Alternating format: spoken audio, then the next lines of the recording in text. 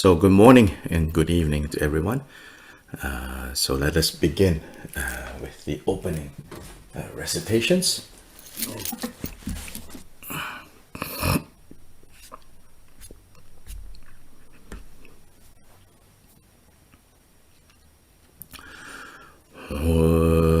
Dhala dhawa jebe dra no par jebe ge tarpa dan tam je gembe bardu jo bara jeba tam je ge so jebe ma nang ka dang nyam pe sen chen tam je dewa dang den dung yao tang de ne du la na me pa yang da bara so be chang ju rin po je Topar John Tala Tawa Jebe Da Nopar Jebe Ge Tarpa Dan Tamche Kempe Bardu Chopra Jeba Tam Chegi So Jebe Ma Nang Kadang Nyampe Senjen Tamche Dewa Dan Den Dung Yao Dang Re Nerdu Lana Me Pa Yang Dabara zobe janju rinpoche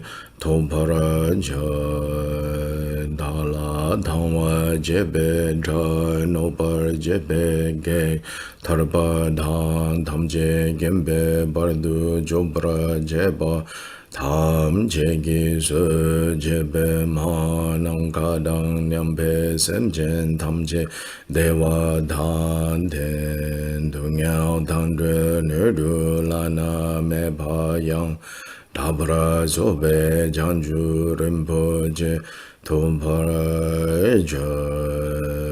de je de sama geki bardu lunga yisum geva la go ma shi bardu lunga yisum geva la go du tereng ne zung de ne ma sang tha sam ye bardu lunga yisum geva la go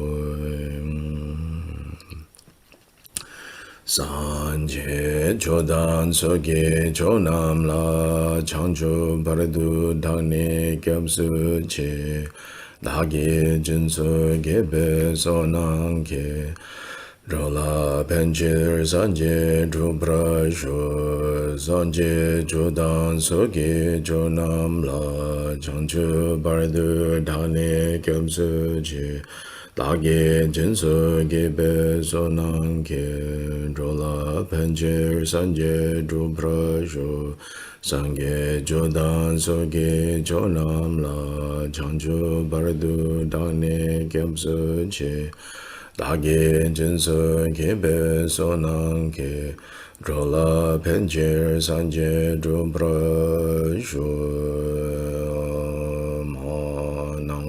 Kadang nyampe senchen tamche dewa dang dewe gyundan dambra gyurje dungyao dang dungyao gi gyudan trawa gyurje dungyao mepe dewa dang me trawa gyurje Nering chadang nidang trawe tang nyang la nebra gyurje Manang kadang nyampe senchen tamche dewa dang dewe gyundan dambra gyurje dungyao dang dungyao gi gyudan trawa gyurje dungyao mepe dewa tang me trawa gyurje Nere chada nidang drawe tang nyam la nebra gyurje manang kadang nyampe senchen tamche dewa dan dewe gyundan dambra gyurje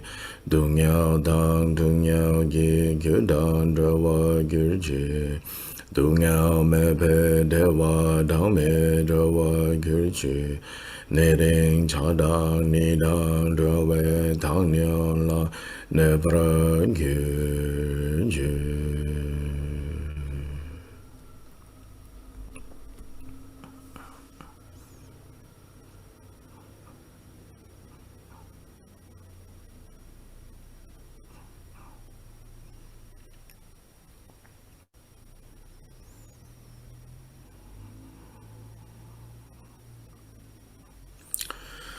In all the worlds of the 10 directions reside Tathagatas of the 3 times. Before each of you lions among humans, I prostrate joyfully with body, speech, and mind. By the power of this aspiration to noble deeds, all conquerors appear vividly in my mind, with as many bodies as there are atoms in all lands. I prostrate to all you conquerors. In each atom are Buddhas numberless as atoms, all in the midst of the heirs of the Buddhas. Thus I conceive of this Dharma Dhatu as completely filled with you conquerors in this way. With infinite oceans of praise and oceans of diverse melodies, I sing the excellent qualities of all you conquerors and praise all of you gone to bliss. With the best flowers and best garlands, best music, ointments, and excellent parasols, finest lamps and superior incense, I offer to you conquerors. With excellent garments and best fragrances and sandalwood powder, heap high as Mount Meru. All wondrous offerings perfectly arranged I offer to you, conquerors. These vast and unequal offerings to each and every one of you with the power of conviction and noble deeds, I prostrate and offer to all you conquerors all the harmful deeds that I have done with my body, speech, and mind. Under the power of desire, hatred, and ignorance, I confess each and every one of them. I rejoice in all the meritorious deeds of all conquerors in the 10 directions and the heirs of the Buddhas. Solitary realizes here is still in training and beyond, and all wandering beings. You who are lamps of the worlds of the 10 directions and who have unobstructedly attained Buddhahood through the stages of Bodhi. All you who are my protectors, please turn the unexcelled wheel of Dharma. With palms together, I earnestly beseech you who may intend to manifest final nirvana. Please remain for as many eons as there are atoms in the world, for the happiness and well-being of all wandering beings.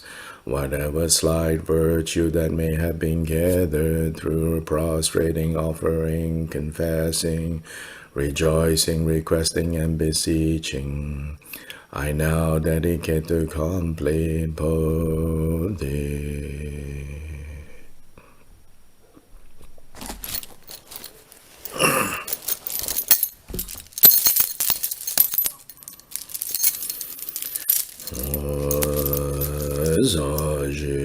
Boge Jushi Medo Tram Rira Lenshin Ninde Kempade Sanje Shindu Mekte Pulwa Ye Drogwen Namda Shinla Gewar Shu Gusun Yongso Lame Tsonamla Chinang Sangsum Deshin Niki Chu Talu Longcho Nangsi Yongshela Lame Choge Ngode Tseldu So Jas Wadang Chujing Shakpadang Jesu Yirang Kushing So Wayi Gewa Chungse Dagi Je Sampa Tamche Sobe Changchen Che Ngo Om Kuru Dewa Dakini Rana Mendala Prate Jaso Zemche Namki Sampadan Loye Jita Jita Wa Jejun Tumon Tebayi Chuki Kolo Korodu So Guru Doje Changchen Tele Naro Dhamma Me Dapo Padu Jindengwe Kadrin Sunden Sawel Amesha Sadyu Lama Yidam Chogyong La Sowa Depso Daji Jinji Lo Gyamrengi Dome Samlingen Rame Dosongyong La Gyanzo Mega Wando Jechampa Jindeng Kumpa Shala Dudu Dadu Jamgu Kyole Me Jinji Lo Shitu Jeje Nanga Mpa Sene Kyansim Dode Dudu Pra Jinji Lo Hong Wajen Yajene Zangsan Pema Kesa Tongpong La Yensen Chungking Wadubne Pema June Sheshu Dwa Kudung Kando Mampung Korke Kejese Da Ade Kejinje Lo Jesus Guru Pema Sede Ome Jogging again Podane, Dusun Sanjay Punjing on one year, Ransen Jogong on Sun Ton Sebe. So we lame Shabla so.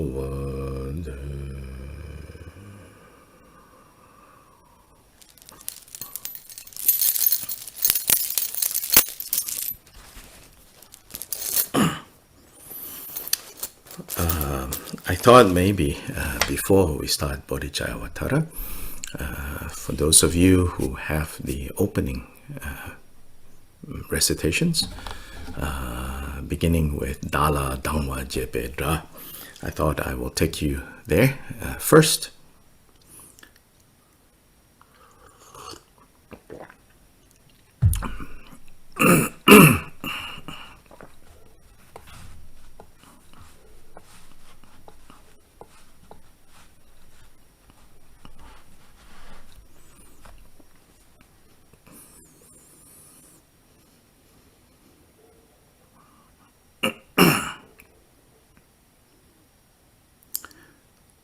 Yeah, mainly for simple pointing out of a few words, a simple Tibetan language. I cannot teach the grammar because I never learned it. I learned my way around guessing and then later learning more and more the vocabulary of Tibetan, especially with regards to what we are chanting. So I just want to share with you some of these vocabulary so that when you are chanting in Tibetan, maybe when you hear certain vocabulary given, you will more easily remember, oh, this means this, this means this, this means this.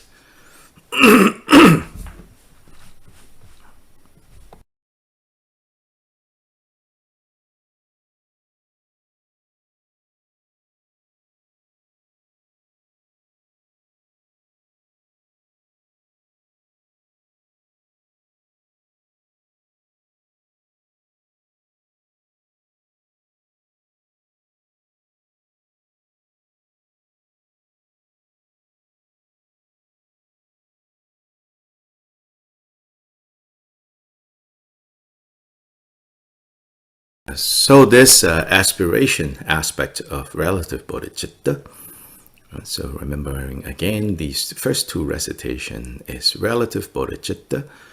First, the aspiration aspect, followed by the application or engagement aspect.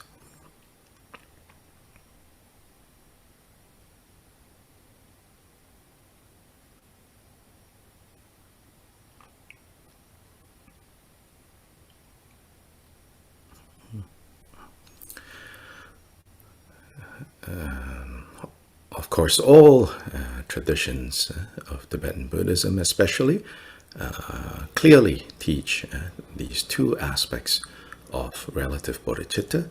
And then where did the Tibetans get this from? They got this from the Indian Buddhists, and specifically in Shantideva's Bodhicharyavatara. Right at the beginning, he talks about these two aspects, the aspiration aspect and the application aspect. The specific wordings used in these two recitations that we do, they were composed by Kyobaji Tensungen, the 12th century founder of the Drikung Kagyu lineage.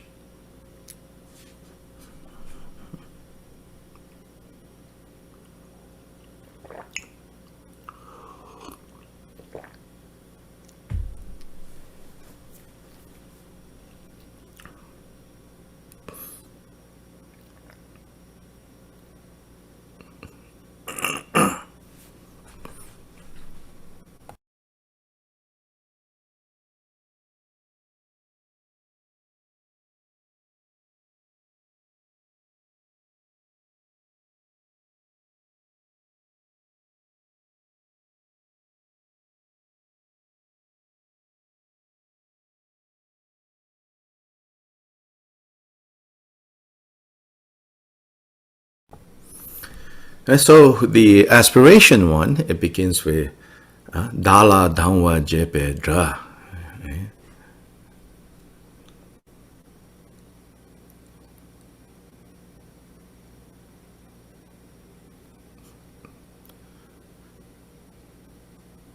Da is I. Da. Dala. Then dra. Dala, dangwa, jepe, dra. Dra. The dra. D-R-A in the phonetics that we provide. Dra. Those are the enemies. Dala. Da. Those are the enemies.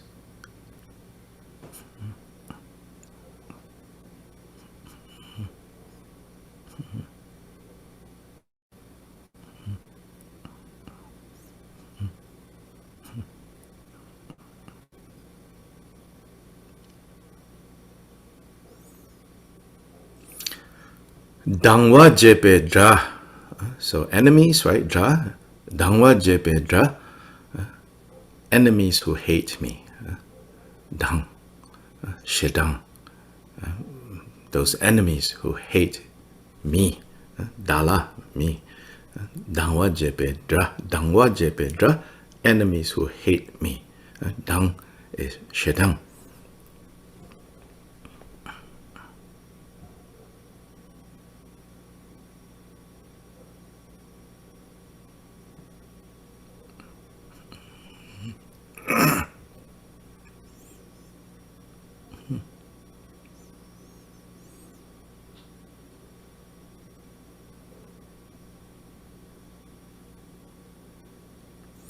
Nopa jepe gek.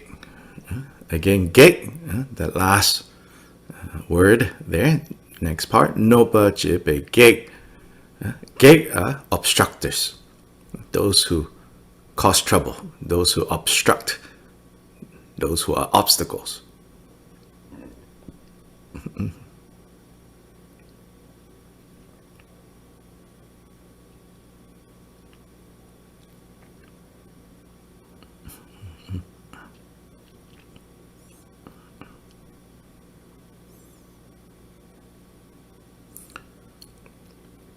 No is harm. Nopar jepe gek.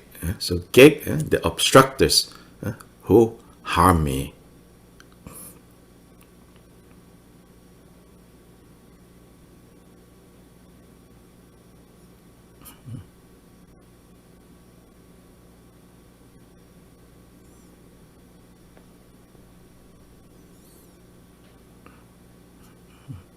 Next section is longer.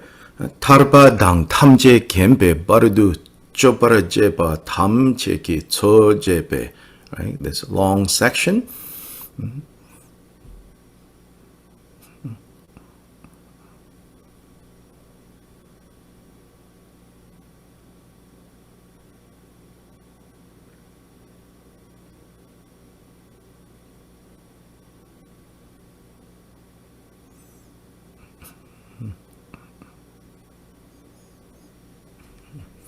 So this section, tarpa dang tamje kembe.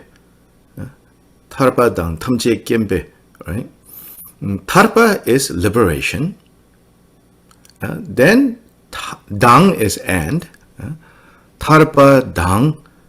Then tamje kembe. Tamje kembe, right? Is all knowingness. Tamje is all. Kembe, knowing. Tarpa is liberation. Tamje kembe is all-knowingness.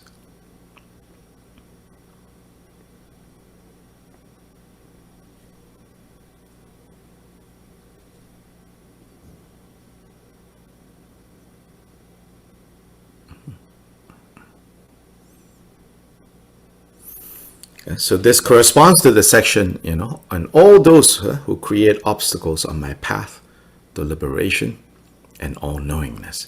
Liberation and all-knowingness are, in Mahayana context, these are the two two junctures, two points in your path to awakening. So according to Mahayana explanation, they say that although Buddha taught that you can achieve liberation through the path of the hearers or the Shravakas, and you can achieve liberation, tarpa, right, through the path of solitary realizers, Pratyeka Buddhas, or you can achieve liberation through the path of Bodhisattvas leading to perfect Buddhahood. Although all three paths can lead to liberation, only the path of Bodhisattva leading to perfect Buddhahood results in this quality of all-knowingness.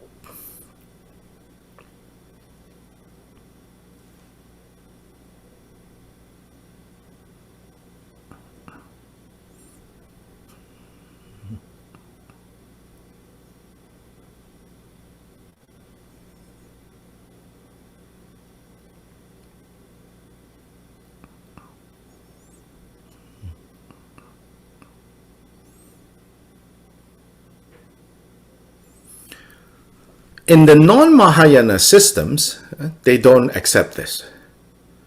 In the non-Mahayana systems, they say any of these three paths,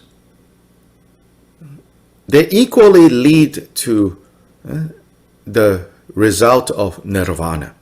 They equally lead to the result of liberation.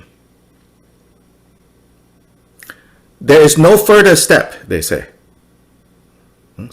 All-knowingness. There's the step of all-knowingness, or the quality of all-knowingness, in the non-Mahayana systems, they say it's sufficient. This all-knowingness thing is, if you are really, really, really compassionate, then you can practice this Bodhisattva path that is very, very, very, very, very long. But this path is so difficult that most people should only take the path of the hearers or the path of the solitary realizers. In the non-Mahayana systems. So in the non-Mahayana systems, they accept or they assert that as far as achieving nirvana is concerned, any of these three paths will lead you to nirvana. Then, for practical reasons, you can just take the shortest of the three, which is the path of the hearers. And that way, you become free. That's it.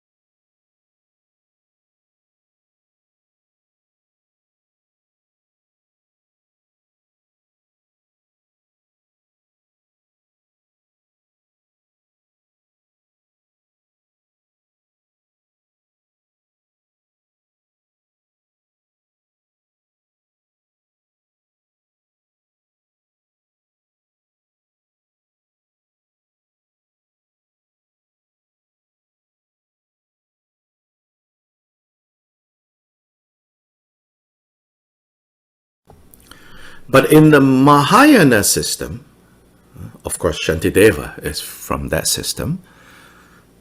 In the Mahayana system, it says, no, actually,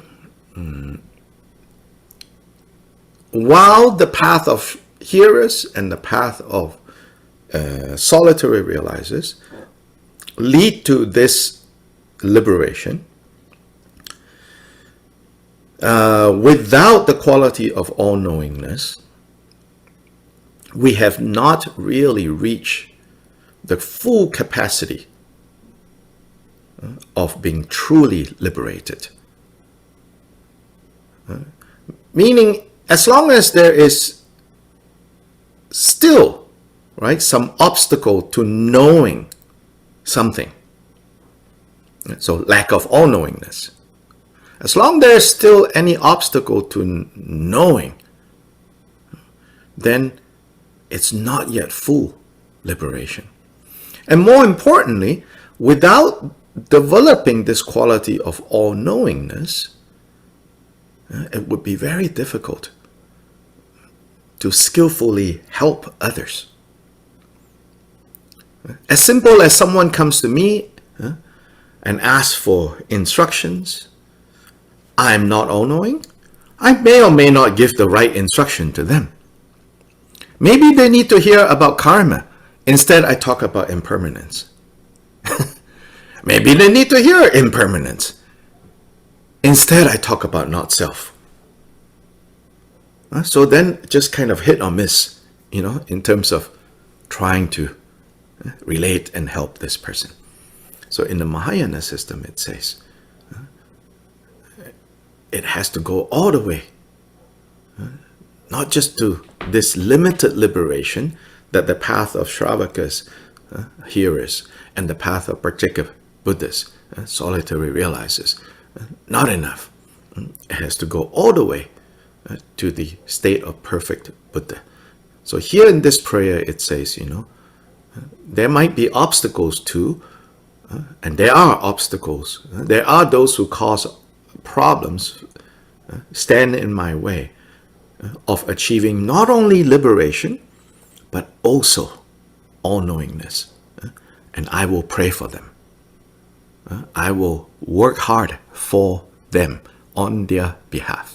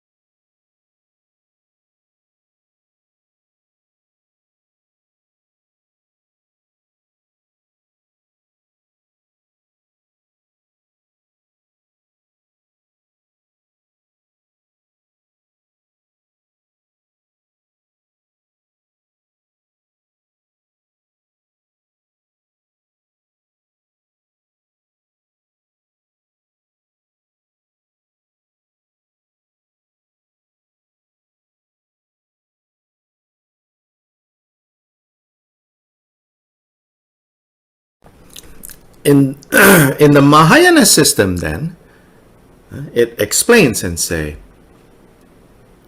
in fact, the path of hearers and the path of solitary realizers, they were taught by the Buddhas for those who are so overwhelmed by their own experience of suffering, of dukkha,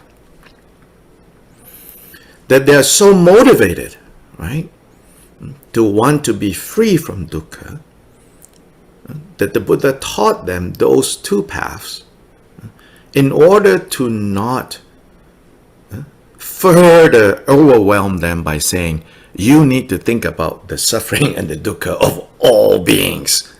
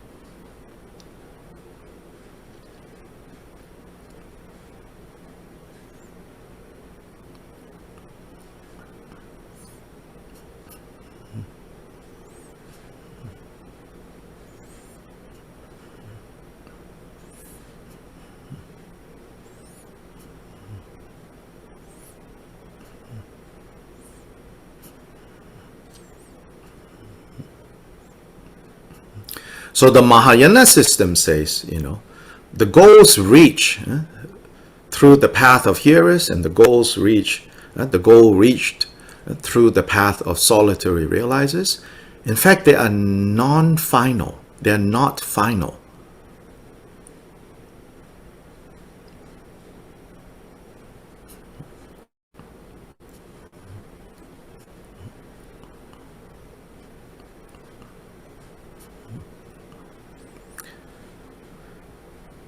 That it is necessary to proceed further until, in other words, to then enter the path of Bodhisattvas and achieve the state of perfect Buddhas.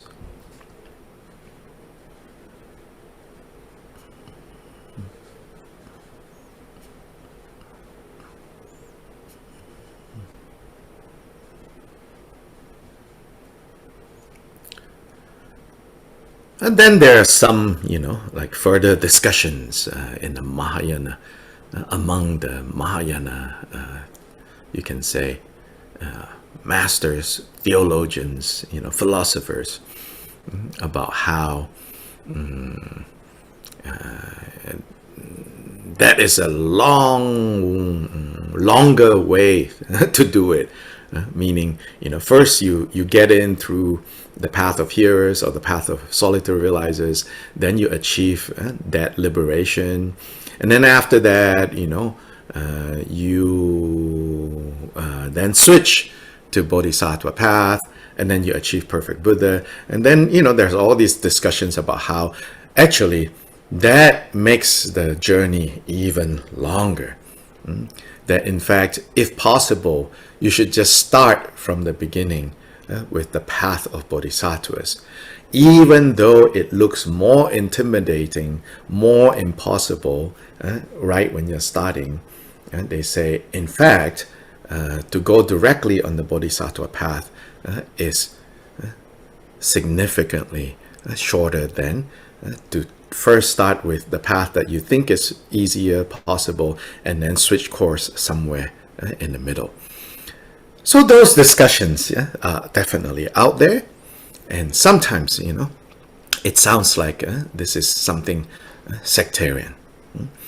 I think we can definitely turn this into a sectarian thing.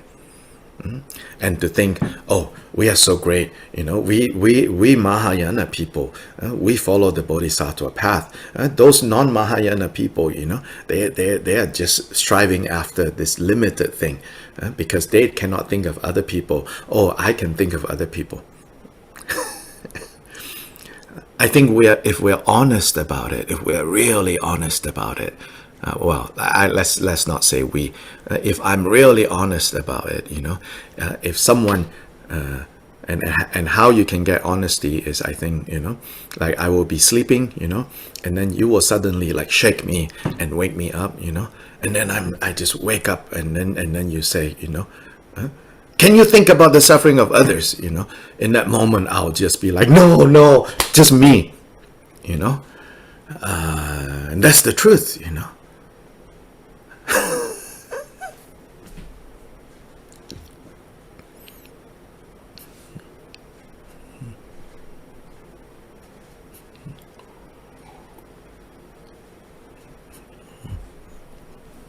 Hello, Dr. Lai. Mm-hmm. Sorry, I missed the last part. I hear until even it looks more impossible. Mm-hmm. So the Bodhisattva path significantly shorter. And then I missed the... Okay.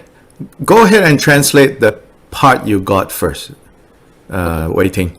Yeah. Antonio, go ahead. You continue. Waiting, miss because of internet connection. Waiting, you go ahead and translate until the part that you got. That's actually a good part. And then I will repeat. Thank you.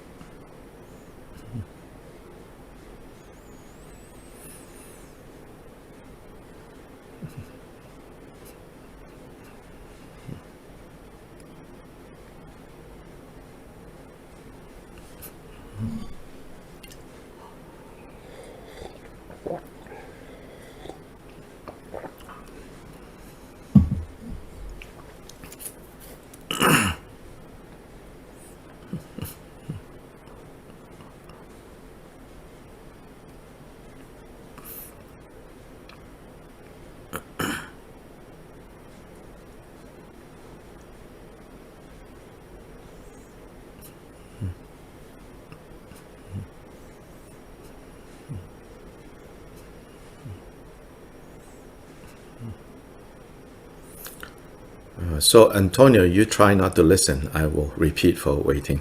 You can continue your translation. So, Waiting, I was saying, so this can sound like, something like can be turned into some kind of sectarian feeling. And then we superficially we think, oh, I practice this Buddhism, I practice Pure Land, I practice Tibetan, I must be Mahayana. Oh, my motivation is greater than those other people who don't practice this. It can certainly turn into something like that. But then the truth of the matter is, I said, if you wake me up in the middle of the night, and that is probably when I will speak the truth, wake me up in the middle of the night and say, can you think of suffering of others? Probably in that moment, I would just say, no, just myself. So if we are really honest about it, like most of us are just, thinking of ourselves. Yeah. So don't look down on, this path of hearers or path of solitary realizers, because they are very honest in that sense. Yeah? But nonetheless, in the Mahayana teachings, it says, as intimidating as it sounds to think about the welfare of all beings, if right from the start of the path we can think of the welfare of all beings, on the basis of understanding our own suffering, immediately there, we try to think about the welfare of all beings. Immediately there, we become brave, start cultivating that braveness. Then, in fact, the swiftest, the shortest way is to start from the beginning, being committed to not only our own welfare, but the welfare of others. This is the Mahayana tradition says, do this, please. In fact, they say, please, please, please do this.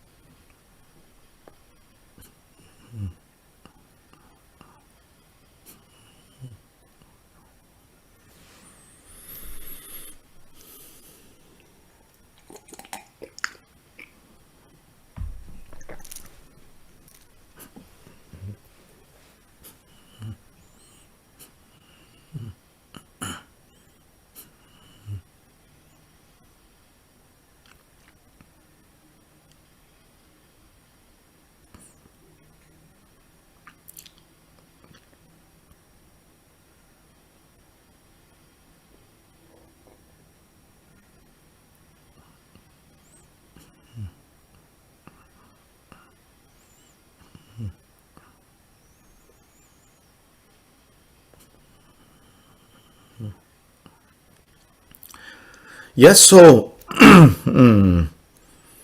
now in the non-Mahayana side, they say, oh, no.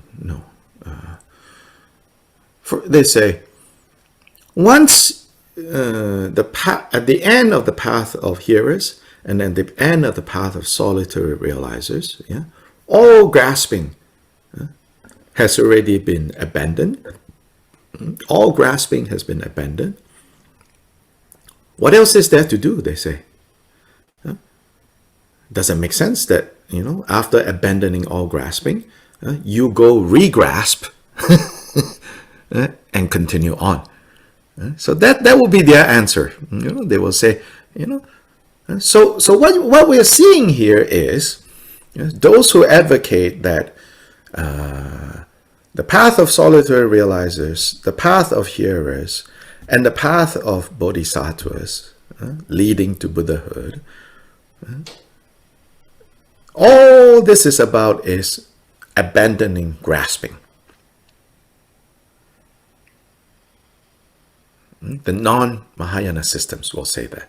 So their way of understanding this is, it doesn't matter how you abandon grasping. When you succeed in abandoning grasping, then you are free. In the Mahayana system, they say, no. You might have abandoned grasping to self, but there is still grasping that prevents you from having the quality of all-knowingness. And see, here's the crucial difference. In other words, in the Mahayana system, they say, as long as that there is still a notion of a separation between self and other, meaning I can only think of my own liberation. It's not selfish, okay, mind you. This is not saying that solitary realizers or hearers are selfish. This is not selfish. If you want to maybe say selfish, you would say passive selfish, not actively selfish, right? And they're not thinking me first. No, not saying that. But what they are saying in the Mahayana system is, if there's still like passive, you could say, selfishness, meaning if you're not actively including all beings in your quest for freedom, then they say, well, that is still some basis of grasping that you need to go further to abandon that.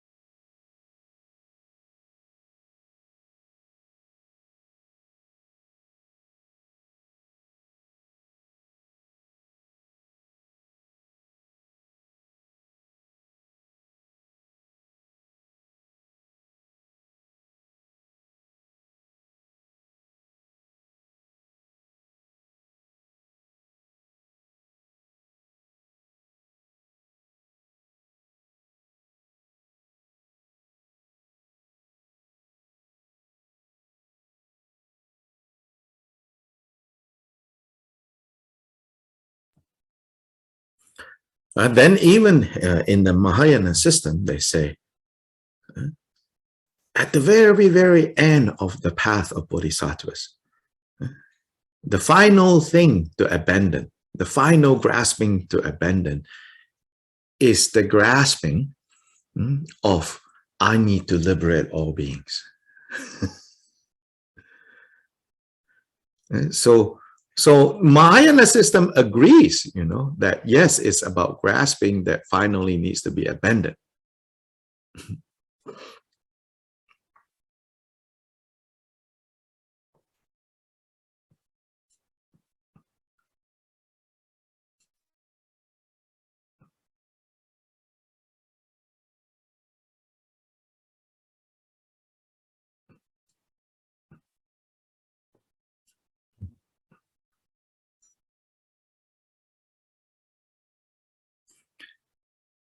So they say in the final moment, between like the moment when even grasping, very subtle, maybe even noble grasping of I need to liberate all beings, that last moment when that is finally purified or abandoned, then in the following moment, all-knowingness is achieved. Then Mahayana system says, at that point, truly and truly all grasping is gone now. Now, not only is grasping gone, but all-knowingness is achieved.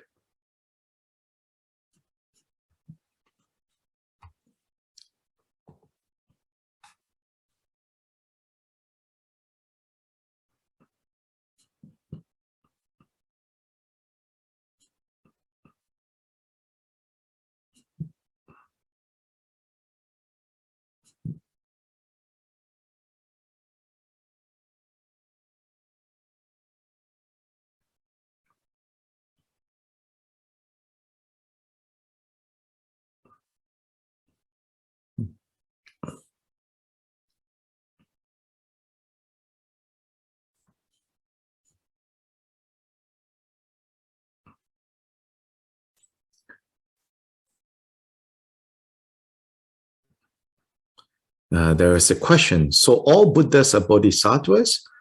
No. The other way around. Or rather, all Buddhas were once bodhisattvas.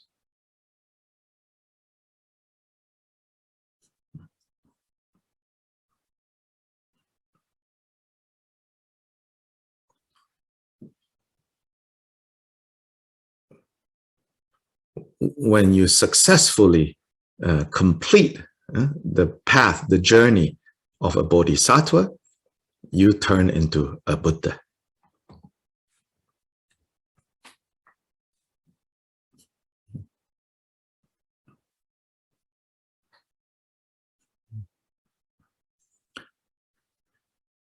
Now, as I say, it's very easy for these kinds of distinctions, right, to be then turned into something sectarian. So we should not at all, like simplistically think, oh, Tibetan Buddhism, it's a Mahayana system, so we are all practicing Bodhisattva way. Oh, Chinese Pure Land Buddhism, oh, that's a Mahayana system. Oh, we are all, these are all Mahayana. Oh, Theravada, they are non-Mahayana. Oh, they are all, no bodhisattvas. That's a mistake, if we see, like, or if you read the life story of like some famous saint in the Theravada tradition, and then you read, then you might think, oh, but these are only hearers, or sometimes you might think, you might like them a lot, and then you cannot accept what Mahayana has to say. You say, oh, I don't like this Mahayana thing. They say this clearly saint, in this tradition that I'm reading about, clearly, he's so realized, impossible that he's not, when you do that, you're confusing the issues. You have turned it into a sectarian issue. It's not a sectarian issue. And in the end, again, so maybe to prove the point, we don't have all-knowingness. We cannot really know, if a certain person is practicing with the Bodhisattva, is on the Bodhisattva path, or are they on the path of solitary realizers, or on the path of hearers. You and I cannot really see. Superficially, what appears on the outside is not what's inside. So we cannot judge.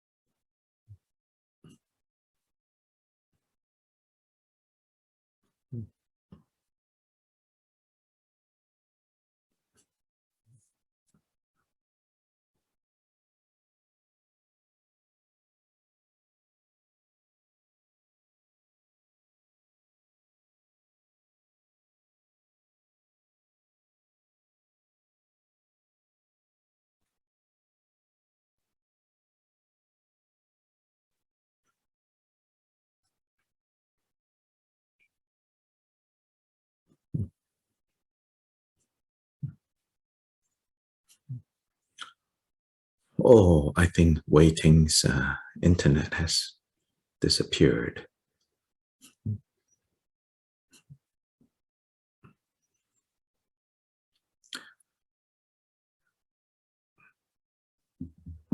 Wei Ting lives in a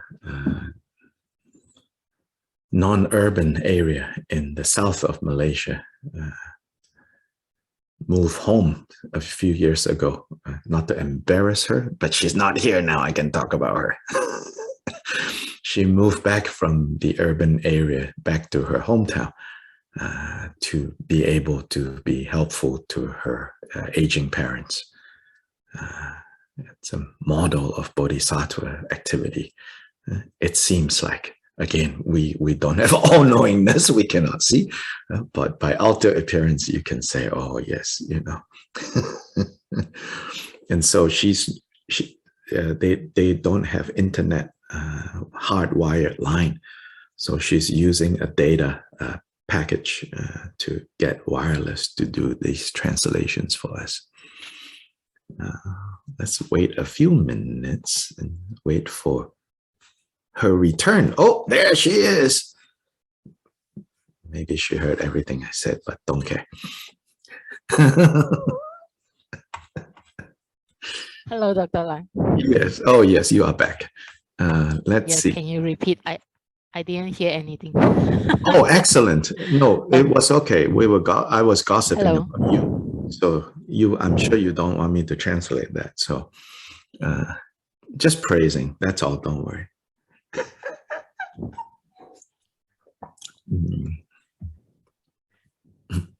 Talking behind your back.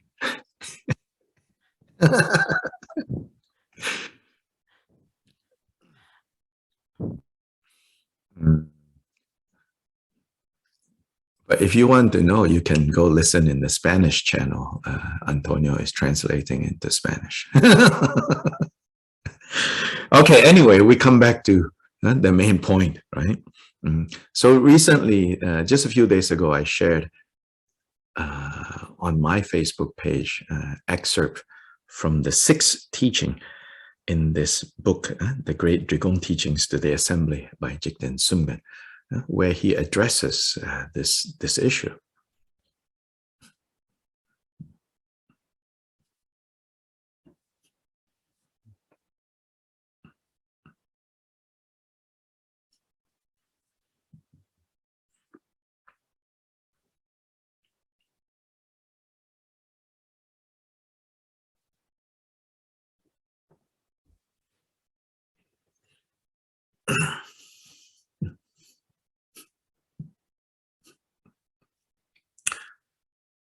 There, the particular angle that he took is slightly different, but mainly making the same point. There, he's saying that insofar as the Buddha's teachings is concerned, whether the Buddha is teaching something like the Guhya Samaja Tantra, which is like a Vajrayana teaching, and also like a very advanced Vajrayana teaching, he says, whether the Buddha is in the context of teaching the Guhya Samaja Tantra, or whether the Buddha is teaching what's known as the 50 verses for novice monks, which is considered like a beginners, like maybe Dharma for dummies, right?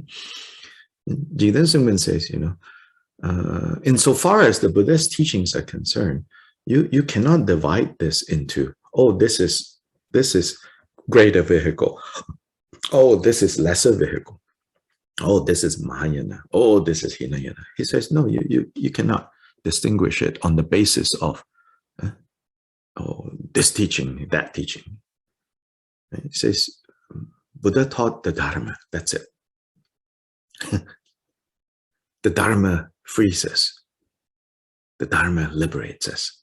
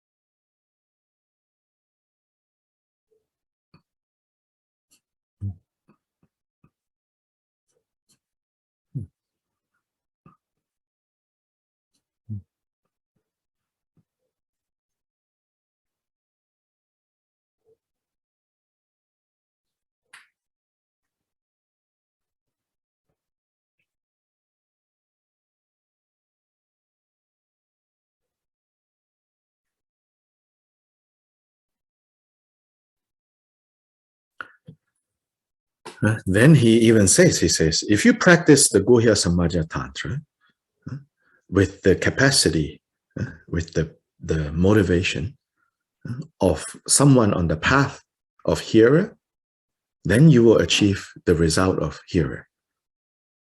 If you practice the Guhya Samaja Tantra with the capacity of one on the path of solitary realizer, you achieve that result. And if you practice Guhya Samaja Tantra with the motivation of someone on the path of Bodhisattva, then you achieve the final result of Buddha. And he says, likewise, with the 50 verses to the novice, 50 verses instructing novice, a beginner, he says, if you practice that, conversely, if you practice that with the motivation of the path of Bodhisattva, you achieve the result of Buddhahood.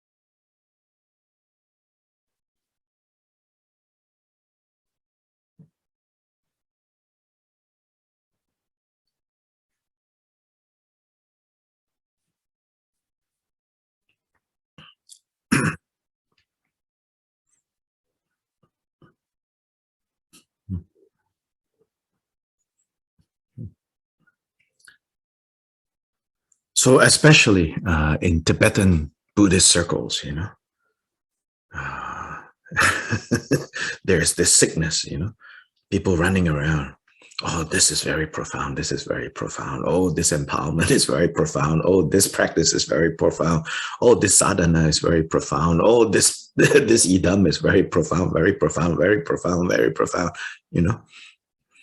And then also, well, by implication, oh, that is not so profound. That is not so profound. Oh, that is just you know, that is just a action. And then those who are, you know, have learned a lot of stuff, you know, they'll say, oh, that deity, you know, it's just action tantra. This is the highest yoga tantra. Oh, then, you know, oh, this is highest yoga tantra, but then this is Dzogchen, you know, it's even fancier than highest yoga tantra. Oh, this is more profound. This is more profound. This is less profound. That is not so profound. Blah, blah, blah, all of that, you know. But Yiden Sungren says, in the tradition of Shantideva, in the tradition of all the great Mahayana masters, he says, the heart is the most profound. The heart is the most profound. Work on making the heart profound, vast, and deep. When you work on that, observing one vow will free you. Saying one mantra will free you. If you don't work on making the heart profound, vast and profound, vast and deep, if you don't clearly understand what we're cultivating is bodhicitta, then you can do all kinds of tricks. You cannot hack your way to Buddhahood. There's no hacking Buddhahood without understanding that bodhicitta is what we, from beginning to end, is what we cultivate and then actualize.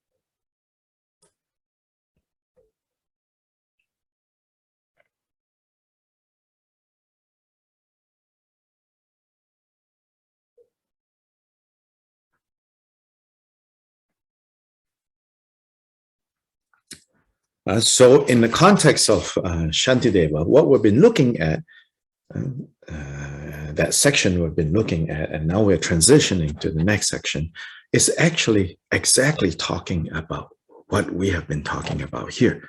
So starting on verse 104, already 102, 103, he has already addressed this. And 104, he makes it even clearer.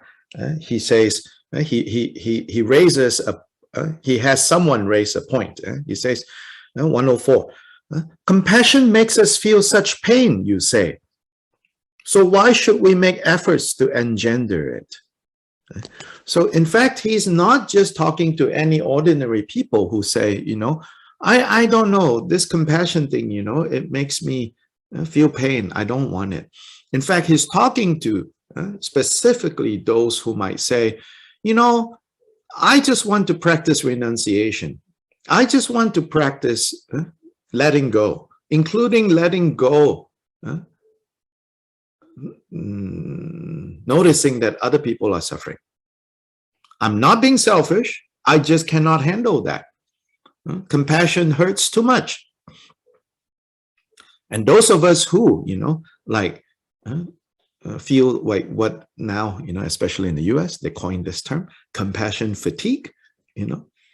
And of course, you know, we have cared, you know, for others, and we have been hurt by that. Then we think this is the kind of compassion that Buddha is teaching. Then we feel, I cannot handle this. I will just take care of my own mind. I will take care of my own heart.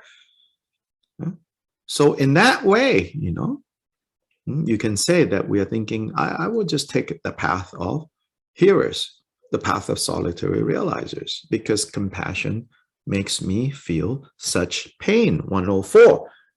Shantideva is actually responding to those, not just ordinary compassion, but even those who care about other beings have experienced being even more stress, even more suffering. Then they say, no, I don't want to do this. So Shantideva is going to respond to this.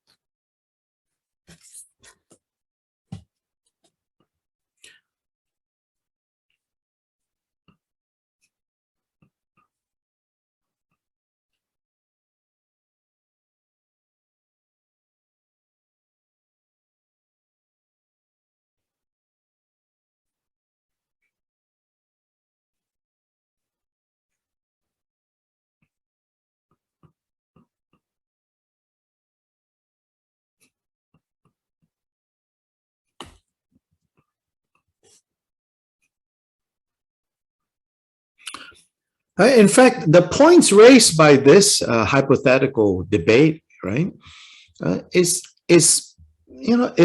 it should be considered, because it's basically saying, if Buddha taught us that dukkha is the main problem, then my main task is to get rid of dukkha, as much as I can. And if feeling compassion for others will bring me more dukkha, why do I want to do that?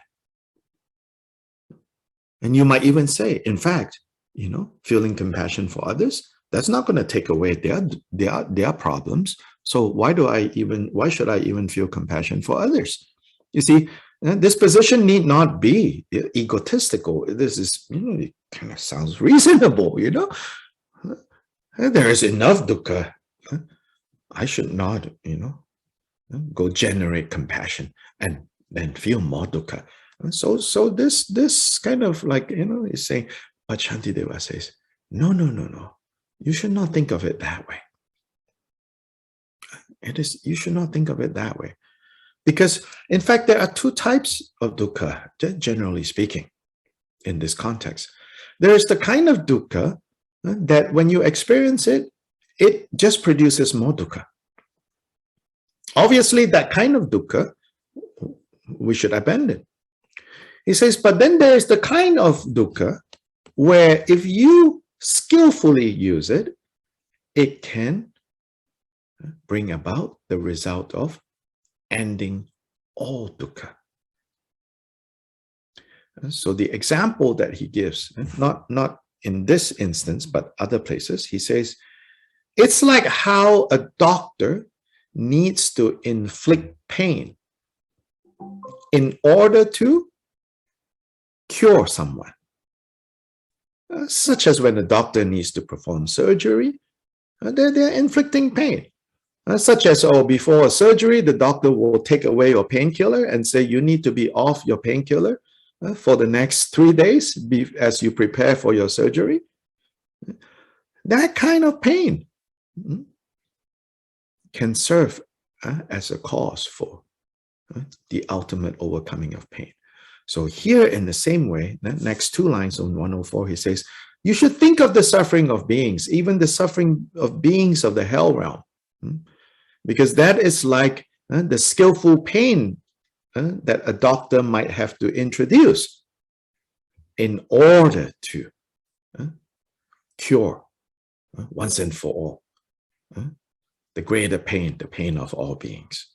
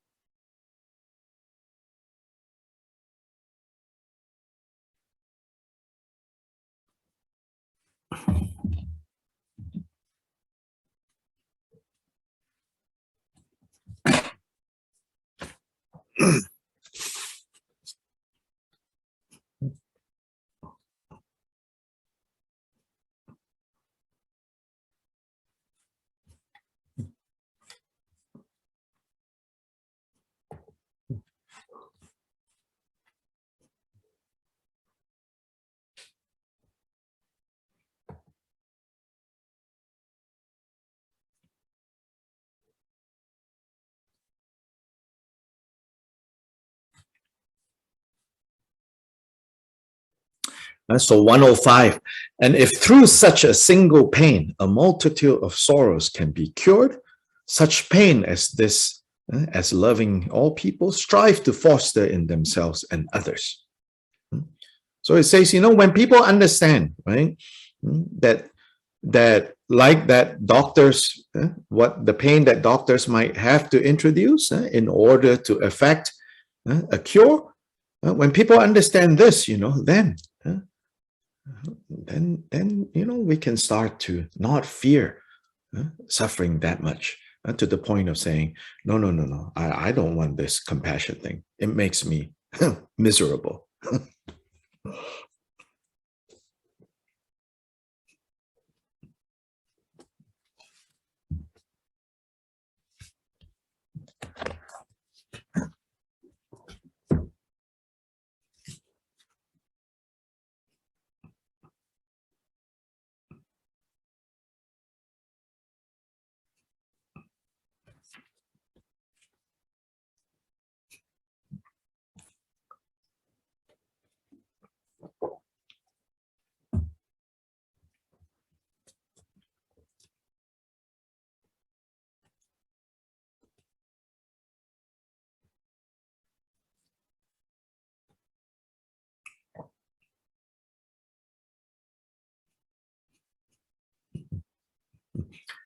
Now, if we put aside, like all this talk about path of hearers, path of solitary realizers, path of bodhisattvas, all of that, even putting that aside, here, this advice here is relevant because,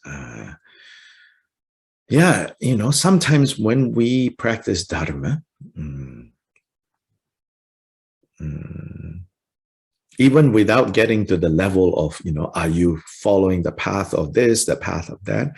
But just, sometimes we practice dharma, especially those of us, and I think I'm one of those that are kind of just, have more ability to like be alone, be aloof, kind of more distance, It's easy to make the mistake of dharma turning you into kind of inconsiderate of, other people's suffering.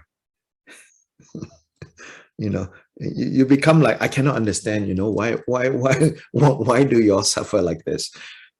Or I cannot understand, like your compassion is just making you miserable. Why do you do that? So that's like the other extreme, overcompensating. And then there are some of us who are, our karma, the way we are built, so to say, we're very emotional, So a little bit, we're like, oh, compassion. That's like the other extreme, What Shantideva here is teaching us is don't fear compassion. In other parts of this text, he teaches, don't let the emotions rule us.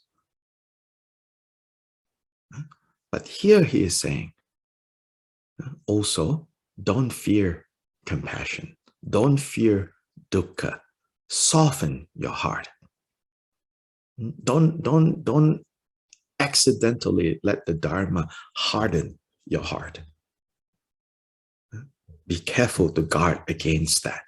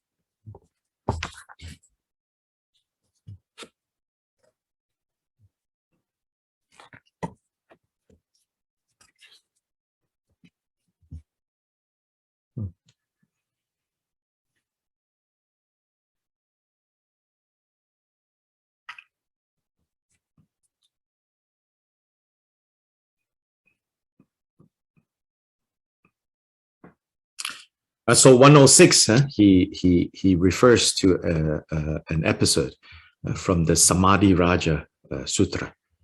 So in the Samadhi Raja Sutra, there is this one Bodhisattva called Supushpachandra. Supushpachandra was a Bodhisattva that lived in an area where the king was against the Dharma. And the king said, whoever teaches the Dharma, I'm going to execute that person. And so Supushpachandra, even though he knew the king had made that into a law, but he could see that people needed the Dharma and are ready for the Dharma and ripe for the Dharma. And so then he taught, and then it is said that he happily was executed, but that he understood how clearly this was beneficial to others. And so he took that suffering with skill.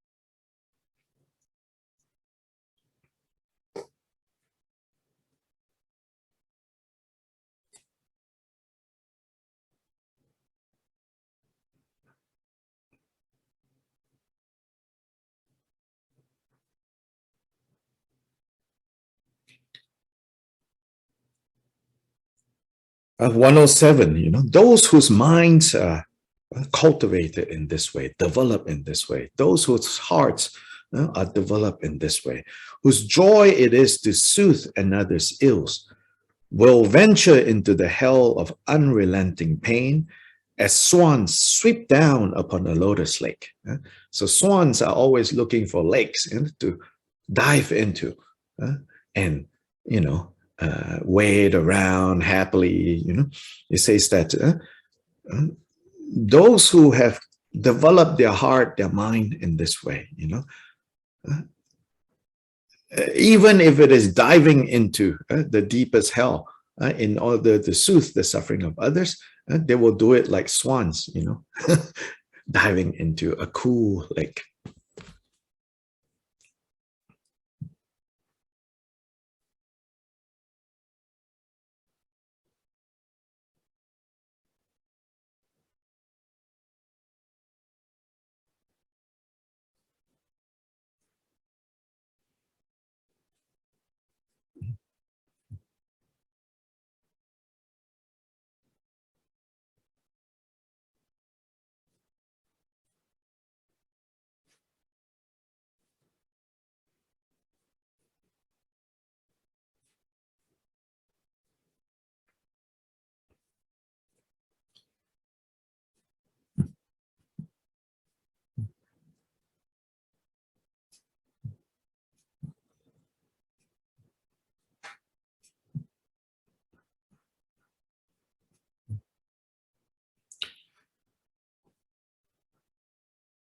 Uh, 108 reminds of the joy, reminds us of the joy that we have to cultivate, the joy that we have to bring into this Bodhisattva path.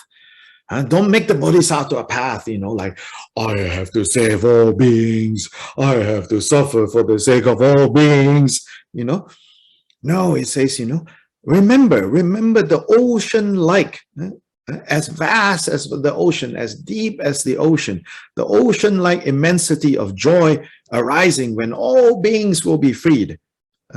So he's saying, try to remember this, try to imagine how wonderful it will be when all beings are free. And so motivated by that image, of how great and wonderful it will be, then he says, then the temporary suffering that we have to pick up, the temporary suffering that we have to experience, it pales in comparison.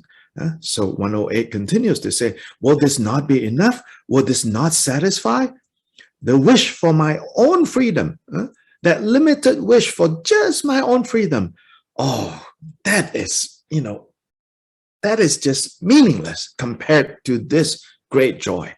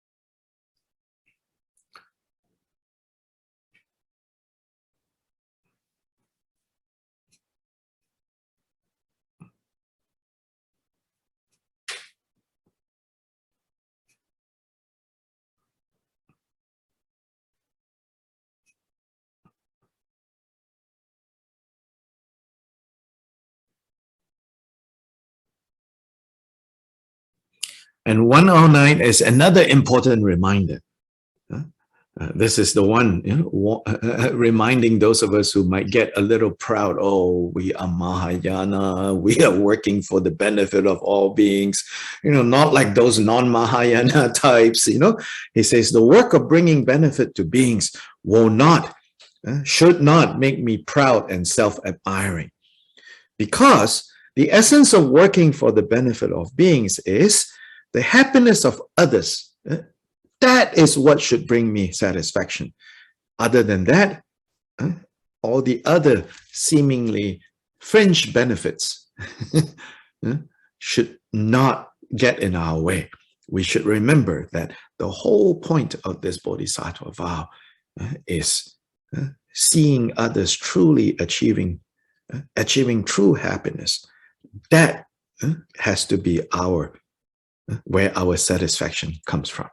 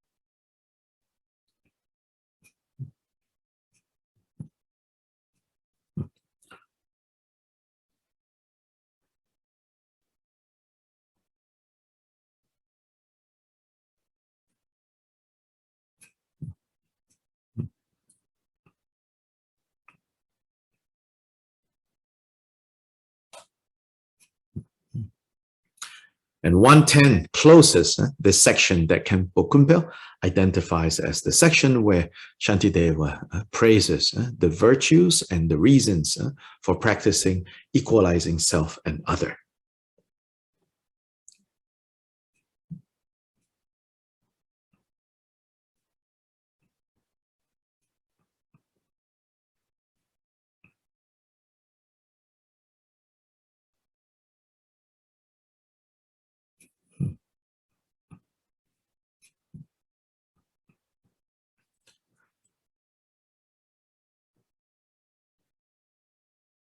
So in this practice of equalizing self and other, Shantideva begins with where we all begin, which is myself. So the first two lines of 110, he says, so in the same way that I will defend myself against even the slightest criticism, disparagement, complaints that other might lodge against me, in the same way that I will protect myself from that, even no matter how slight, right? We don't want anyone to criticize us, to condemn us, to spread lies about us, you know, or say things that we not flattering about us. He says, just in that same way, now I will extend that in the same way. I will extend that to others, so that I will have a mind that is protective and compassionate towards all others. Just in the same way that I'm so protective and compassionate to myself, I will now extend this to others. This is the equalizing.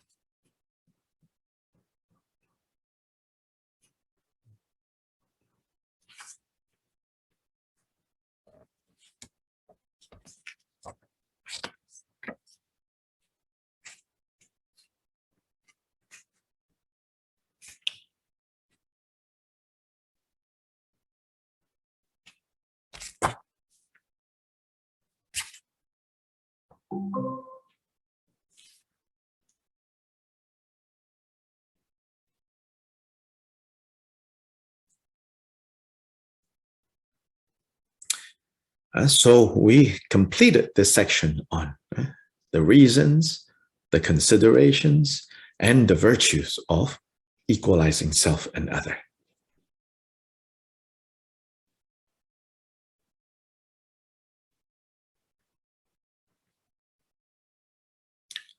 So this is something that we have to reflect again and again to deepen this. Merely reading one time is not enough.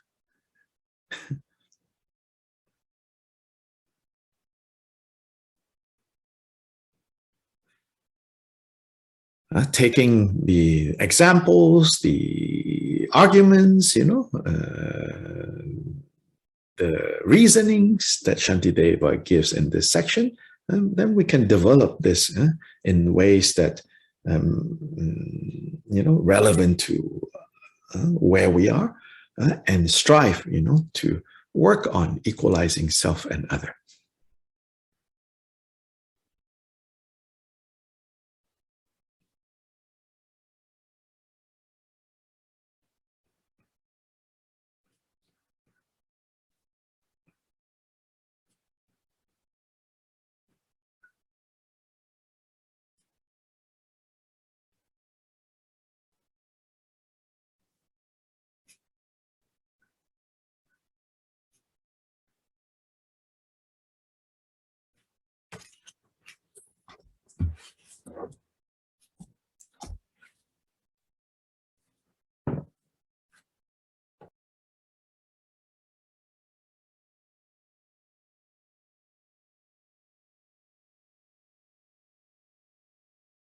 Now, I want to say, you know, this is like a footnote, right?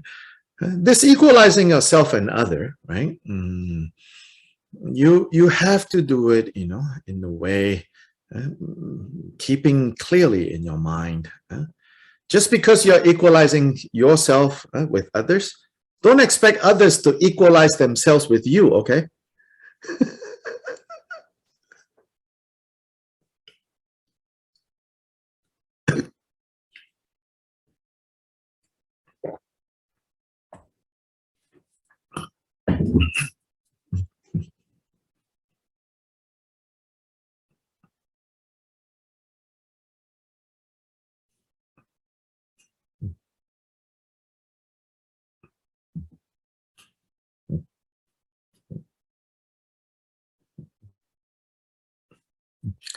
If you have that expectation, you know, oh, then yeah, you will be like, you know, so unfair, so unfair.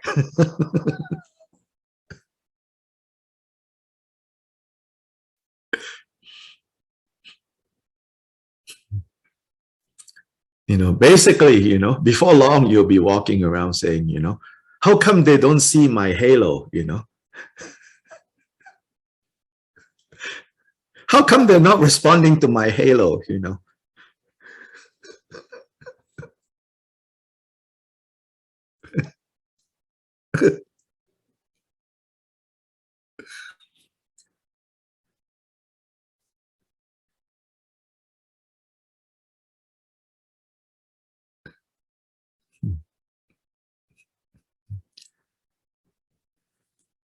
We have to practice this equalizing of self and other in a way that, as the joke goes, the joke of how, two people, saying to each other, or one person saying to their partner, yours is mine and mine is mine. And so in this exchanging self and other, actually, we have to practice this. And normally, don't practice this with your partner, right? In a genuine relationship, in a partnership, yours is mine and mine is yours. But in this practice of exchanging self and other, it is yours is mine and mine is just mine. Meaning, your suffering, I now regard as my suffering. My suffering, that's just mine. Have no expectations that other people will volunteer to carry your suffering. If you have that expectation, then this is not going to work.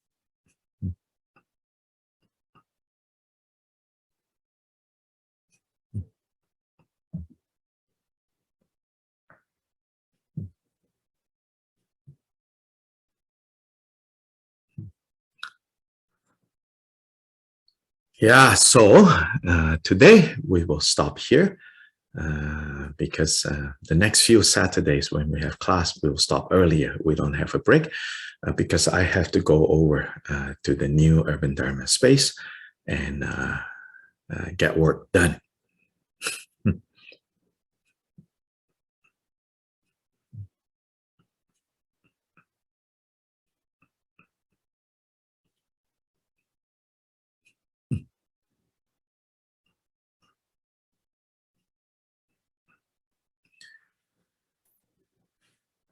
I want to take this opportunity to thank all of you who have contributed to this move with your generous donations and definitely with your dedication and prayers. Things are going very smoothly right now. Hopefully continue to be smooth so that we can make this transition. And so I want to thank all of you for doing this, for helping Urban Dharma in this way.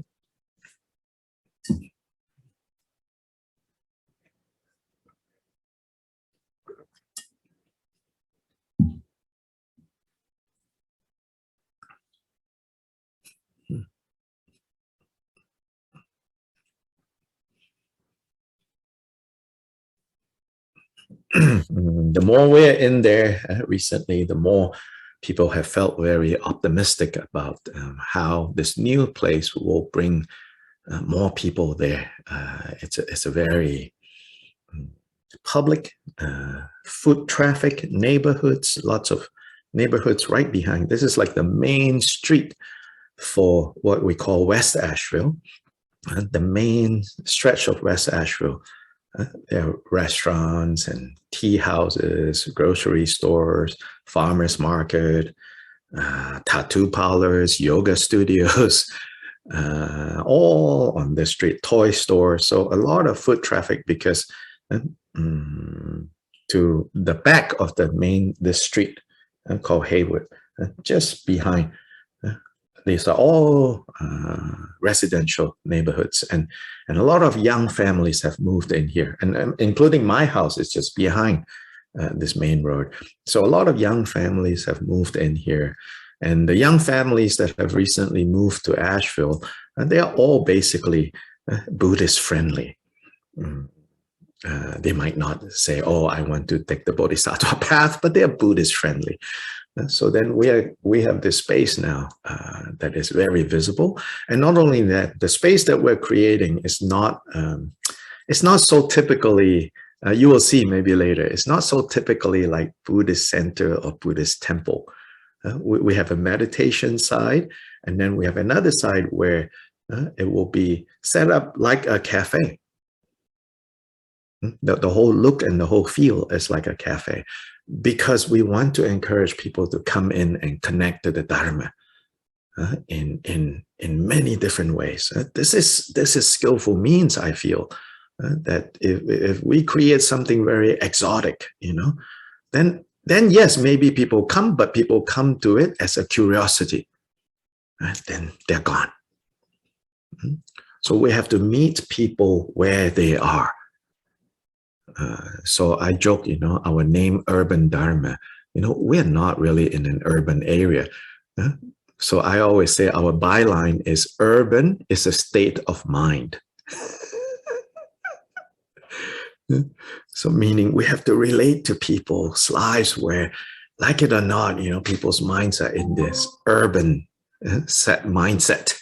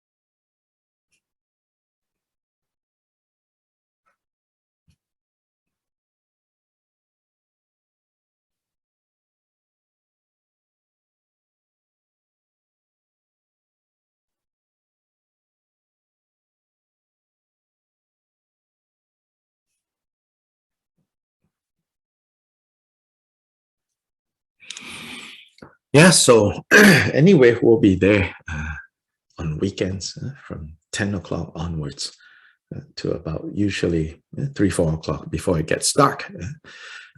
So if you are local, come by and see us, help us if you can.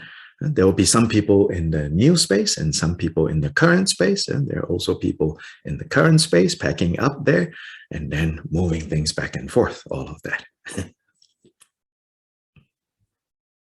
Not back and forth, hopefully, just one way, sorry. That will be samsara, back and forth, circling in the same place.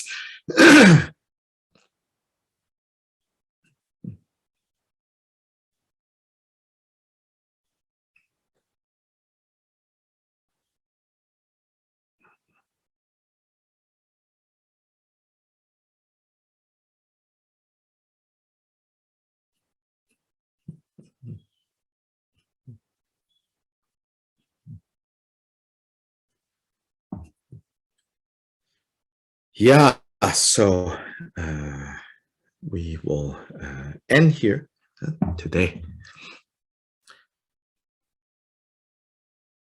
Chanchu sem chorim ponche ma ge ba nam ge gyu che ge ba nyam pa me pa yang gong ne gong du bel war shu. Thank you so much, everybody. Please read your Shantideva. Bye-bye. Gracias, Thank doctor. you. See you later. Gracias, Antonio. Thank Gracias. you, Dr. Gracias. Lai. Later, alligators. Ahora sí. Bye Bye bye, Dr. Lee. Gracias. Thank you. Thank you. Gracias, Dr. Lai.